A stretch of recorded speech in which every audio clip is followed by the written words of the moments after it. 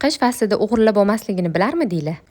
6-sinf paytimda maktabga 2-smenaga darsga borardik va uydan maktabgacha 4 oстановка yo'l peshkom yurib borardim. Yo'lda avtomoyka bo'lardi va men aytdim mashinalarni yuvilishini har doim tomosha qilib o'tib ketardim.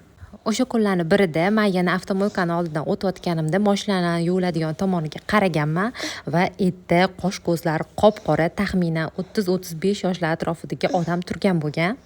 Men maktabga to'g'ri ketaverganman va o'sha kishi men tomonga qanaqadir yurib kelishni boshlagan va men tezlashganman. Men tez yurib o'tib ketaman deganim sari u men tomonga qarab yurib kelavergan. Men bu holatdan juda ham qo'rqib ketganman. To maktabga yetib borgunimcha yugurib ketganman va uyga qaytayotganda ham xuddi shunaqa yugurib qaytib kelganman. Bu holatda kech payt uyga kelganda akamga aytib berganman va akam sokin turgan holatda "Yo'q, sen qo'rqmagin, qish paytida o'g'irlik bo'lmaydi, u shunchaki oddiy odam bo'lgan" deganlar. Va albatta men bu gaplarga 200% ga ishonganman. Kuz va qish fasllarida o'g'irlik bo'lmasa ekan bemalol maktabga borib kelaversam bo'lar ekan degan fikrda ancha yil yashaganman. Sizda qanaqa qiziq hodisalar bo'lgan?